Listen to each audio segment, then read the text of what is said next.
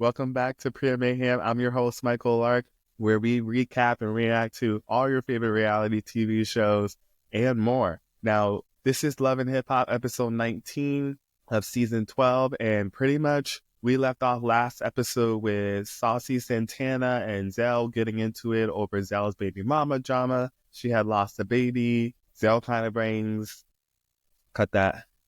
Zell kind of blames Saucy Santana for drama, tension, stress, and on his baby mama and their relationship. And Ashley and Zane are going through some cheating allegations and trouble. And Scrappy has a new baby mama. This episode opens with Kirk and Rashida at their shop press. It's their clothing brand, and mentions to Rashida that he was on the phone with his lawyer because he wants full custody of Cannon, his son that he has with Jasmine. He kind of wants to see how Rashida feels about it. I mean, I don't think Rashida will deny it. She does mention that, it does change their in-home dynamic, having a whole nother child in there, and how this child lives with their kids already, and it's a big change, which I totally understand why or how Rashida would be not so thrilled about this, but she and Kirk want to do what's best for the kid, and he'll be more stable living in a home with them and their environment. And that's what I respect about these two. And I also love, again, a Black man who wants to be there and with his kids. The scene cuts to Bambi and Zell chatting up in what seems to be like a party, and he's just basically filling in Bambi on what happened, what his baby mama said, and Bambi just, wants to hear him out, be there for him, support him. Like, he just lost his potential kid, and it's very hard and it's very difficult to move by, and she wants to know what's up. Zell kind of tells Bambi that, Saucy Santana is not taking any responsibility, and Bambi's like, I've been through this myself, and stress really can cause these things, and I'm sorry that this happened to you. And Zell's like, wants to cut ties with his baby mama, and he wants to go in the studio and talk his shit on Saucy Santana. And I don't know if this is the right move, but to each your own. Like, you clearly still love and want to be with Saucy Santana, so don't think this is a smart move. And especially not with your ex-baby mom. Like, she's been through enough. She also lost a baby too. Zell then tells Bambi that he wants this girl Bunny to join the record with him and Bambi, and hopefully Spice takes a liking to her. But also, this girl is claiming to have a relationship with Carly's man, who she's saying she was with when and while Carly is with him. So it's getting messy. Carly's doing this investigation. She's going at the girl. She's going at her man. And they're pretty much like, Carly needs to investigate herself. And that part, like Bambi said. The scene then cuts and goes on commercial, and it opens up with Momma Dee on the phone with Sierra, and she wants Sierra to meet Scrappy's baby mama. And she's inviting Sierra to the baby shower. And we know the beef with Sierra and Scrappy right now. They're not too friendly right now. But Sierra says she's coming, and she's turning over a new leaf, and the scene cuts to Spice and Zell meeting up, and he's feeling Spice in his situation and how he wants to incorporate Bunny into his music. And Spice seems to be down. She's like, yo, bring her to the studio session. And they're celebrating and they're clapping. I love an artist putting another artist on and sharing the opportunity in space. The scene cuts to Kendra, Rashida, Kirk, Scrappy, and Zane at a party supporting Nova, a Latin artist, and this is him. He has released about 5 to 6 singles this year, and they've all chopped on the top 100 of the Latin songs. So he pretty much is blowing up right now, and he does a mix of like Latin music, hip hop music, and more, like Afro and reggaeton, and he puts his little own twist on it. He's married to this girl named Christina, who's a real estate agent, who's also a friend of Kendra, which is Little Jock's wife. And everyone seems to be having a good time. And so after his performance, he gets his greetings from the rest of the cast. We learn that he's also a father of many kids, and he just chops it up with the cast. We see that Zayn is a little upset at Scrappy because Scrappy didn't necessarily have his back all the way, but you put Scrappy on speaker, Zayn, and the phone in your house, and your wife just actually heard you. And Scrappy was laughing, probably mostly because he was placed in an awkward situation. But don't blame Scrappy. Blame yourself. Blame yourself, stupid. Christina hears this, and she's like, I'm a little worried with my man back in the industry. He did say he took 2 years off because look at the men that he is going to be hanging around. Girl saying, you should be, honestly, because these men ain't shit on this fucking show. Dead ass. Not a great examples in certain ways and layers. A lot of them. And she tells them, like, yo, when y'all take my man out, all of y'all married. That means no bitches around. Even if you're not married, act like you are, because I don't want no bitches around him. I don't want him like y'all, pretty much. And what a motherfucking queen. I don't think I've seen a girl in Love and Hip Hop tell all these guys at once the same motherfucking shit. Did y'all? Show me the clip. I'll wait. Oh, okay. Nova says this bullshit that all the fucking men say, like, oh, I'm in a good place in life, we're in a good relationship, I'll never do that, I'm loyal, I'm this, I'm that, and those be the same motherfuckers who be pulling that shit. So,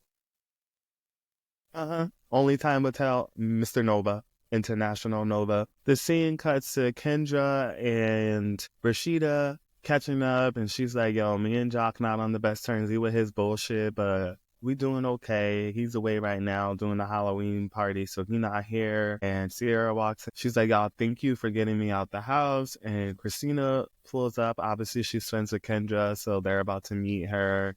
And Mingo, she's asking the girls, like, how do you deal with men in the industry? Because Nova is her first man that she's dating in this industry. And she's like, yo, girls be on his page. Like, I don't want him in the studio with other girls either. And like, I mean, the men are like, yo, I don't know, it's crazy, but like, what do y'all expect? Look what y'all do with the girls that be in the studio with y'all. So like, I don't blame them. Like, I do not blame her. Like, we all see it. We all know. We know how these rappers and people in the music industry move and what they do. Like, you got to keep your shit private out here. Because like they said, Atlanta is small. Atlanta is messy. And keep a tight leash. But like Kendra said, there's always paparazzi. So you don't even need to be around because they'll tell you everything you need to know. Okay? The girls basically tell her, also transparency is key. Communication is key. Let him know what you like, what you don't like, how he should move, and see if he respect it. And if you don't, back your shit up and go. The guys are like, yo, put your music first, mostly Zayn, and then family next. And good boy Nova is like, kind of not fucking with that, nah. And I respect that. The scene ends there with Nova saying bye to the men, and pretty much we see Spice and Zell in the studio. Now we know Bunny's about to walk in, and so she does. Zell's going off on Saucy on the record, not even talking about the record, but she does mention that she wants a manager who doesn't want to fuck her, who doesn't manipulate her, who doesn't lie to her, and that she's still in college and she can bring that energy. But she's talking more on the Carly situation. She's bringing receipts and lawyer papers, and Spice is kind of confused, like, aren't you here for a studio session? Like, and the lawyer's papers basically say that Bunny has been stalking Carly and her man, and Spice thinks that Carly took Bunny to court to silence her, and this is why Spice ain't really fucking with Carly, because one, Carly also hasn't seen any proof. So after they do spill all the tea, they actually do have the recording session, and Bunny is going off. I like her flow. I like her energy. This song sounds good. I'm probably going to download it after this. Zell, Spice, and the producer are feeling it, so you know it's a bop. And now I'm interested to see what other music Bunny has. Spice is so impressed. She's like, damn, girl, you rap for real. Like, you wasn't fucking lying. And she's like, yo, bitch, you just found yourself a motherfucking manager. So they're all celebrating, and it can only go up from here, right? The scene cuts to Zayn and Scrappy playing pool. They're probably going to chop it up, talk about the Ashley situation. let's see who Zane blames again. Who he blames for his actions and things that he said and did other than himself. And he like wants to check Scrappy, but like the fact that he's doing this in real time in the scenes, but also in his confessional where some time has passed, you are just so delusional. Like, how do you not get it? Like, you're mad that your boy lied to you doing something wrong. Like, maybe if you weren't doing something wrong, the whole world and your wife didn't have to see it. Did you ever think about that? Like, you just look dumb right now. Like, and the fact that you're really upset at him that you got to call him over to check him on some shit is just so it. Like, he even admits to Scrappy that he has cheated on Ashley before. Scrappy's like, now I know why she on your neck. And like, I've been through this shit before, and my baby mamas are threatening to take the kids away from me, and I gotta keep chasing them, but I ain't trying to chase them no more. And Zane's like, yeah, I gotta chase Ashley. And Scrappy's like, well, you're supposed to be chasing your wife. Like, why does someone even have to tell you that, Zane? Like, I just don't even get how men with this level of intelligence or maturity and age even get to having a wife and kids and where they are in life with just how dumb and insecure and unaware that they are. Like, where's your head at? I'm just so confused. Like, I can't even, I'm speechless. Like, I really am. So Scrappy says that he needs to go to the baby shower. And the scene ends there, and it goes on commercial, and it comes back with basically us getting a little insight on a day in the life with Nova and Christina. And pretty much there's a bunch of kids living there, and also two of their friends are living downstairs, and Christina ain't too happy about it, and she wants them to go. She's like, bye. Like, when are y'all leaving? Like, get it together. You should, like, being married and having other people living in your house is crazy. And especially on top of that with kids, I could never. I got the taste of living alone. I don't ever want a roommate again. Like, my partner, I'm comfortable living on my own. I do what I want. Like, you gonna have a rude okay try to move in with me and my shit. They end up catching up with each other about, the night when they met all of the other cast and pretty much how they feel about them, their first impressions. They seem to like the cast a lot. Cena's like, yo, Zane, we need to watch out for. He's pretty much everything a wife doesn't want in a man. Nova also tells her that he's going to get in the studio with Scrapper. She's like, what fucking studio? Where? The one downstairs, I hope. And he's like, nah, like, I took some time out, like, we need to get in the studio. And she like, I'm about to have this conversation with you again. Pretty much. She's like, okay, well, I got to be there then. And look at his face. He's like, oh, she's fucking serious right now? Like, yeah, I'm going to be there. That's it. With Scrappy? Do you know Scrappy's current situation? Oh, okay, so then you know why I need to be there. Do you know Scrappy's friends? Oh, okay, so you know why I need to be there. Just say that. Nova's a little upset. He's like, yo, I've been doing all the right things. I really haven't given you a reason to feel like this or like, why are you like this? Like, I gotta go to the studio and work. I need to not be distracted. I need to be in my head in the game. I can't be worrying about you. Cut me some slack. Like, let me do this. Like, I need to be back out there. And I feel him on that at the same time. But there's gotta be some middle ground. And she's kind of just like, babe, it's not you I don't trust. It's these motherfucking women. So she's all over his social media. She's all in his phone. She's there in the studio session. She's that bitch, she said. Like, she's involved. She's around. And she's watching. And that scene kind of ends there. And we pick up at Shakira and Scrappy's baby shower. Momma Dee's fresh out of the hospital. As you can see, fucking Erica, Scrappy's other baby mama, is there. She's kind of feeling a little bit about it. She's like, yo, we don't even know if this is Scrappy's baby yet. Like, why are we throwing this girl a baby shower? Like, it's giving weird. And I feel her on this. But honestly, Momma Dee's like, she has a health crisis. So I feel like she's just trying to do what she can while she can. And also, like, what if this ends up being Scrappy's baby? Then she'll be glad that she did it. We then see Scrappy catching up with his baby mama. And they're just chopping up on how they feel. He's glad it's a boy.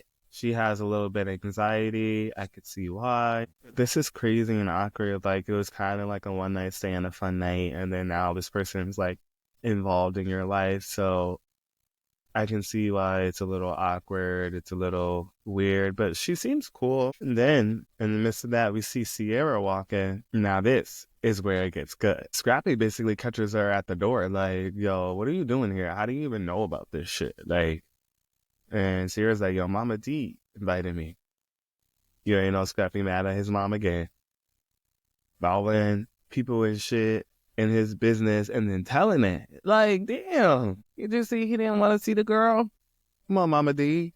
But cut that. But then in her confessional saying she can't wait to call Bambi.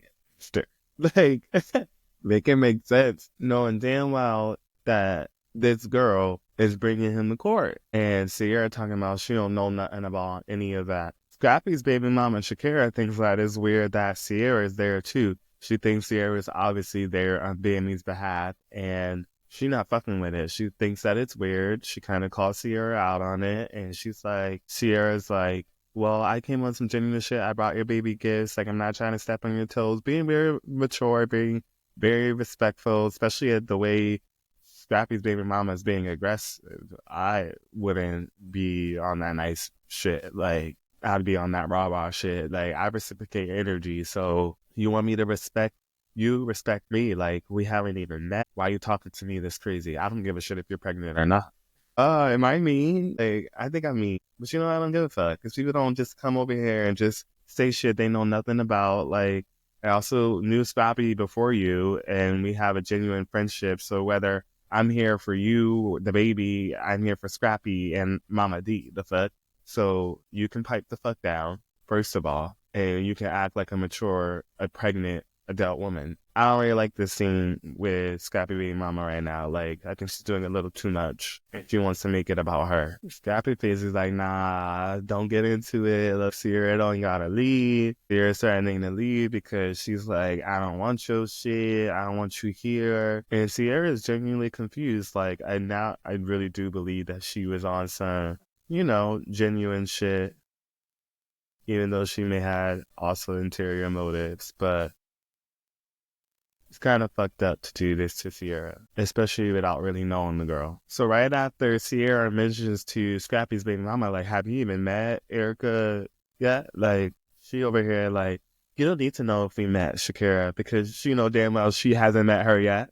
Like, yeah, she caught your motherfucking teeth and you mad about it. But she decides to walk over and she does meet Erica, and Momma Dee's like, wants to be involved, and she does what any good woman, strong woman should do. And she's like, Momma Dee, you don't need to be here. I could talk to Erica and myself. We're both grown adult women, and this is honestly between us and not between you. Like, you don't need to be involved. It's kind of none of your business. And even Erica respects that. And these girls have a conversation, and Shakira tells Erica, like, hey, I seen that you and Scrappy, cut that, you and Scrappy have been hanging out a lot, and I really don't want it to be any friction between us. And like, Momma Dee and Scrappy has only said good things about you, and from what I see, I pick up on aura, I pick up on vibes. I can see that you cool, and I respect you. You ain't never done nothing to me. And Erica's like, yeah, you ain't never done nothing to me. So like, there's no issue. There's no problem currently. Like, we could be cool. Some grown women shit. Like, if y'all both ain't fucking with Scrappy, there should be no issue anyway. Sierra walks over in mid-conversation. She's like, hey,